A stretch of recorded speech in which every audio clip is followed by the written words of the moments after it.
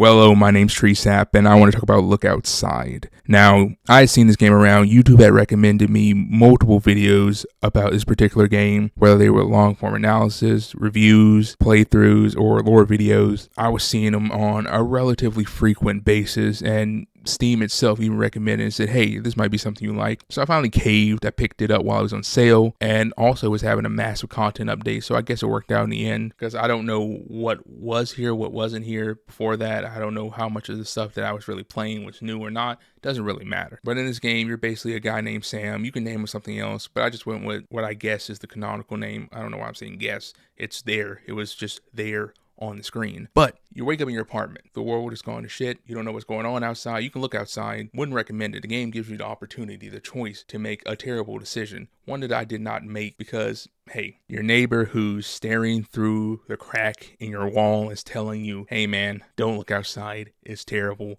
Bad things happen. And I took this person's advice. He seemed like a cheery, nice, kind individual. So I just went about my day. When the game did end, I loaded up a save.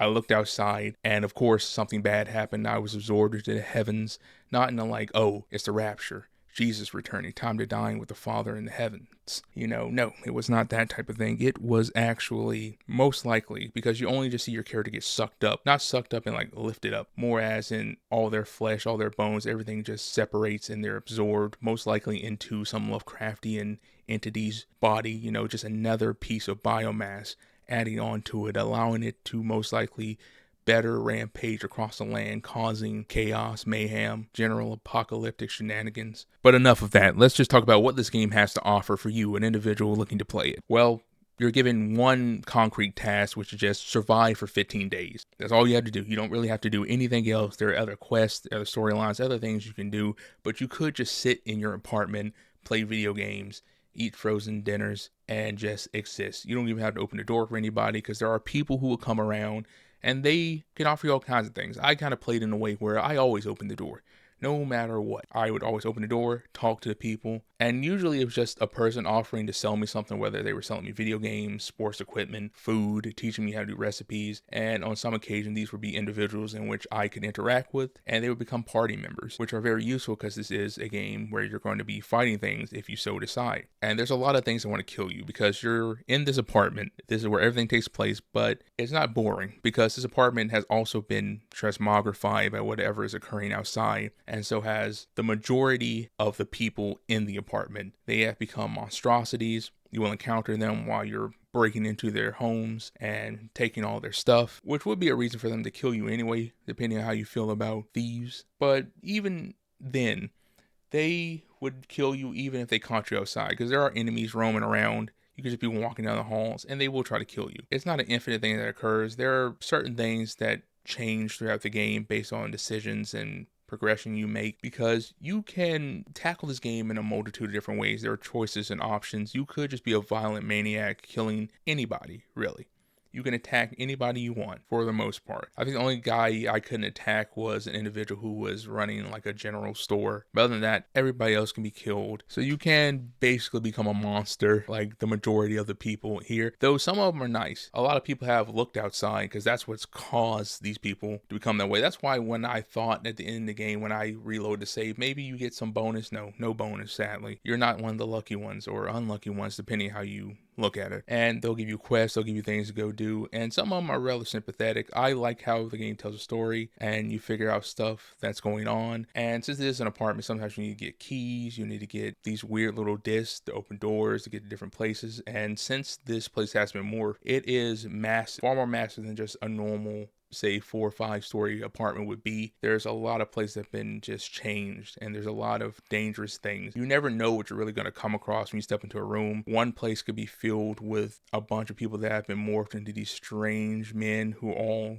kind of these mutated soldiers, or some might be comprised of massive strange rats. Some might be plant monsters. There's a lot of different things you can encounter, and I like all the ways they look, whether you're just seeing the sprites while you're roaming around or you're in battle with them, you get to see them, or you're talking to them. Aesthetically, I love everything about this. It's kind of weird to describe it, but it kind of has this kind of gross, dirty, yet very colorful aesthetic to everything, and I just find it incredibly pleasing. I probably should actually check out and see who did the art for this game because, hey, I want to check out some of the other stuff. I really like it. It's very nice. You can also craft things as well. This is something you're kind of going to need to do. This is a survival horror game, so you're going to be crafting stuff. You're going to have limited resources at time. And like I said, when it came to you surviving in 15 days, you don't feel limited by those 15 days because time only passes when you enter a new area. And you will be going to different places here and there. You will be going in and out of rooms.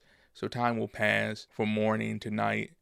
And it's best to sleep, take showers, brush your teeth because you have morale that needs to be kept up. You have hygiene that needs to be kept up with. Because hygiene, one, if you don't shower and brush your teeth, you're going to smell like shit. And then monsters are going to be more able to smell you. And then you're going to get rushed far more easily. And some of these things will kill you pretty quickly, especially when you're by yourself and you're not very high level. You don't have very good weapons and other gear. But as time goes on, and you level up, you get some party members, you get better stuff, and you do want to play the video games. Video games will give you some actually very good ability that were very useful for me.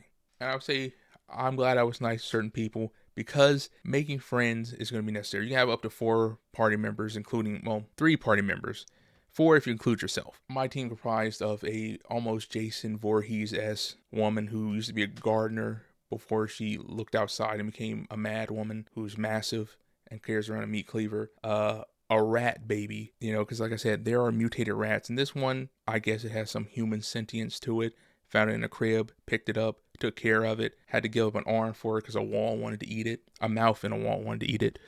And a little girl I found. She has a slingshot and she can hide and shoot people's eyes out. That was my main team throughout the game. Had some other party members I came across and they just stayed in my home. You can cook people food. And you can actually build up bonds. I imagine there's deeper stuff to it, but there's really more of this game that I need to play. Like, I beat the game, but there's a lot of stuff there. I imagine there's a lot of content. I looked through the achievements, a lot of stuff. So maybe I'll make a part 2 whenever I get around to playing this game again. And going through this game, being a relatively friendly individual, gave me a lot of boons. Because some of them, like I said, there are maniacs, but you can negotiate and become friends with all your horrifying neighbors. And you never really know what's going to happen in this game because there's a lot of just stuff that happens out of the blue. You never know. When you open that door, you never know what you're going to get. You never know how things are going to progress. So it keeps you on your toes. You may be walking through a hallway and suddenly something appears and, oh man, I'm going to die. There's even this vending machine I encountered that turned out to be sentient. It was actually rather nice. I'm pretty sure it ate a guy and probably his pet rat as well because I came back to deliver this man a sandwich because I was hoping it would give me some type of information or some type of quest when I did it.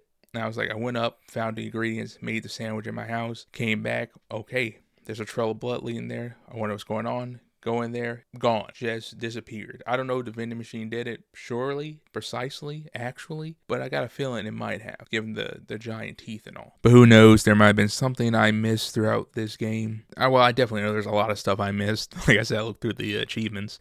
But there's just a lot of cool little things in this game. One, while you're in the bathroom brushing your teeth, your character might think about something like, hey, is it wrong that I'm breaking into these homes and stealing stuff? And you get some choices, and it kind of affects how you feel about it. I was like, it's kind of bad, especially with the whole murder that usually happens when I do that. And I'm like, fuck it. They're a godforsaken abomination. They don't even have hands anymore. They're not gonna use this bread to make a sandwich, so I'm just gonna take it. I'm going to take their family photo album as well so I can sell it because I'm pretty sure they ate their family. So I don't really think they're going to feel that bad about it. Also in this game, I was able to befriend the roaches. I was walking through and one of them hopped in my bag, went back to my house, it hopped out, and now there's roaches everywhere. And actually, they're actually quite kind. They ask permission to stay. They pay rent. Like by the end of the game, the roaches were handing me like $50. I was like, okay, this is cool. I even petted them. And plus, I already adopted a fucking rat that not only eats my food, but also drinks my blood. So I might as well let all the rest of the vermin in. I don't think I talked about how this game is saved. As time progresses, you get 3 chances to save throughout the day. As it goes from morning, noon to night, you can save by talking to your neighbor, who you only get to see as an eye. You probably get to see him in more detail if I did certain things. But you talk to your neighbor, you get to save, they'll ask you about your day, you'll talk to them, and depending on what goes on, they'll react based upon if something very exciting happened, or just it was alright, nothing really that heart-racing, that interesting. They'll be like, okay, I'm glad you had a good day. And it's always a nice little thing. You can also water a plant. That plant was dying. I put it in the sun and mutate a little bit, but I just did not take very good care of it. You can look at social media, which will boosts your social ability. I don't know what that really has for you. I guess it also goes with your morale that you have and making you just a more social individual. Maybe it has impact on the dialogue, but I never really saw it because my character was friendly because I always looked at social media, I always talked to people. I ate with my party members. Social media also will press your morale, so I don't really think social and morale go together because there's always depressing stuff happening on social media in real life, but also in this world, since the world's gone to shit, there's actual like cults and all kinds of crazy stuff popping up. But yeah, I think that's actually all I have to say about this game. Maybe I will, like I said earlier on, maybe I'll do a part 2 or do something more thorough if I get around to completing this game or getting close to completion. I don't know about 100% completed, but I'll definitely come back to it because there's a lot of things that I'm still curious about. There's things that are left undone that I want to see how they play out. So yeah, that's all I have to say. I hope you enjoyed this. If you did, you can like, subscribe, you can unsubscribe if you're one of the few people subscribed to me, or you can just like it or do nothing, and it's really up to you. Yeah, thanks for watching. Peace. I'm out.